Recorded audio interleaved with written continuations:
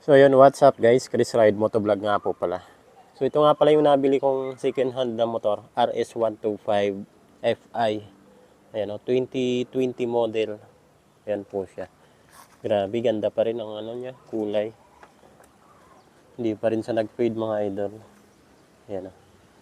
Pampakintab natin. Ang gamit ko dyan is Armor Wax. So ito yung mini-maintain ko dyan mga idol. Napakaganda pa rin niya. Ayan. Then nakabili rin ako ng second hand na sidecar. So ako lang din yung nagkabit niyan mga idol. Itong mga accessories natin, nabili natin sa online. Napakaastig na. So ito yung service ko lalo na sa paghatid sundo sa aking mga anak sa school. Yan o. Okay na okay po talaga ito. Matipid po talaga sa gas. Then practical. Marami ka pang maisasakay, buong pamilya mo. Una lang din yung mga nag-design nito. Pinalagyan ko na rin sa nitong sulit talaga nito mga idol. So ito naman na motor natin. Ano pa, maganda po talaga yung performance niya. Then kapag magsa-sidecar po kayo para hindi mahirapan yung makina, lalakihan nyo po yung sprocket set. 13 yung sa makina. Dito naman po, pwede naman 43. Yung teeth, yung laki ng kanyang sprocket sa likod. So ito naman yung side ng aking tricycle mga idol. Meron na po sang rain visor, tawag nito, rain visor, stainless steel. Ito Corona. Sa online shop lang po ito mga idol, Corona. Then meron pa rin po siyang balote. Ayun o. Ito stainless steel. Then mga sticker natin. Ayan o, shoutout. Shoutout sa mga local vloggers natin and din mga vloggers natin. Ayan o. Dami pa dito. Ayan o. Meron na ako kay Jao Moto. Ayan po. Then yung size naman itong upuan, size 30 po ito. Kaya medyo malapad siya. Saktong-sakto sa dalawang tao. Then sa likod din. Ayan o. So ito nga pala is half stainless yung ginamit dito. Pero karamihan bakal pa rin. So yun siya mga idol. Yun, napakapugi talaga. Low maintenance. Tapos pwede pa natin ipang tuda. Yan yung mga praktikalan na grade ng ating motor. Meron po siyang top box dito. So ito yung top box ko sa una kong motor. Dito ko sa kinabit. Nagpalit na rin pala ako ng handlebar. So ito, naka-naked na po siya. So dati kasi mababa yun, naka-sporty looks. So ito, naka-naked type na po siya mga idol. Yan o, itong kulay pula. Sa online lang po ito mga idol. Then, meron din po tayo dito cellphone holder. Yan o. Kapit na kapit dito yung cellphone natin habang bumabiyahe. Madali lang gamitin din. Yan o. Pause din, tap. Pag ilalak nyo na. So, ganun lang mga idol. Wow. Okay na okay po talaga yung ganitong service. Then, marami pa akong kinabit dito. So, pwede na kayo dito mag-charge ng cellphone. Yan o. Ito, mga luma lang to.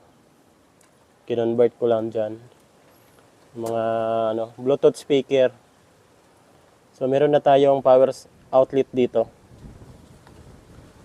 Nagpalit na rin pala ako ng itong tire na pang talaga, pang tricycle. Grabe. Sobrang sulit na ito mga idol. Tagal na nito. Tagal mapudpud, hindi siya basta-basta napaplat. So, ang brand po pala nito is Chaoyang. Mahal to mga idol. Nasa 900 na yata to. Ayan o. Napakasulit yan. Chaoyang. Punit na siya o. Itong sa upuan niya, yung cover. So, kailangan ko nang palitan to. Ayan o. Sabi naman sa karamihan, sayang daw yung RS125. Gagawin ko lang pang tricycle. Para sa akin, hindi naman. Napakasulit nga nito. Kasi matipid sa gas. Malakas din. Basta naka-sprocket set yan. Ayan o. Then, hindi lang pang sports, pang pamilya. Okay na okay po yan mga idol. Yun o. Tingnan nyo naman. Yan. Then, kailangan ko pa magpa-repaint dito. So, ito na yung problema niya. Kailangan ko itong baklasin itong paint nito. Kasi nabili ko to ganito na siya. Ito, may ganito na siya. So, ito lang mga dinagdag ko nga dito. Itong tailgate. Then, ito, meron na to. Pagbili ko, nandyan na yan. Ito, mga dinagdag ko dito. Tapos yan. Guys, bili rin kayo nitong solar warning lights. Kusang umiilaw to kapag gabi na. Itong solar warning lights. Gumagano yan, oh. Kumukuti-kuti tap. So, meron po sa dito. At dito pa sa likod. Solar warning lights po tawag nito. Murang-mura lang din po ito. So, ito, nilagay ko lang din siya dito mga idol, oh. So, ito yung hawakan ng ating pasahero. Ng ating, sakay. Ayan, oh. Buy one, take one po ito mga idol. Ganda niyan. Then, pagdating naman sa handling, nitong project natin na tricycle dito sa RS125. Maganda na siya. Tingnan nyo naman, oh. Napaka-comfortable kasi mataas na po yung handlebar niya. Ayan po. Then, malapad. So, itong side mirror ko, sa Honda Click po ito. Stock. Kaya, napakalinaw. Ayan, oh. Napakalinaw niya mga idol. Then, mayroon ako ditong basahan. Instrument panel gauge. Wala pang masyadong sira talaga. Fresh na fresh pa. Ayan, 6 years na itong motor na to. Ayan, o. Inalagaan din ng unang may-ari. Then, ito yung loob ng aking tricycle. Meron sa doon, gate. Then, maganda po talaga pag stainless yung flooring kasi hindi nabubulok. Ayan, o. Hindi talaga kinakalawang mga idol. Yung design naman nito, pagbili ko, nandito na to. Ayan, o. Cute niya eh. Kaya swerte pa rin ako dito sa sidecar at dito sa motor na nabili ko. Ayan, o. Panalo. So ito naman yung bubong ng aking upholstery. Ayan, o. Pinagawa ko lang din to. Maganda siya mga idol.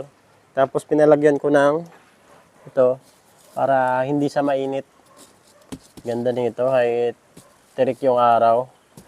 Talagang hindi siya mainit masyado. Yan. Tapos marami pa tayong upgrade dito. Maglalagay pa tayo ng windshield.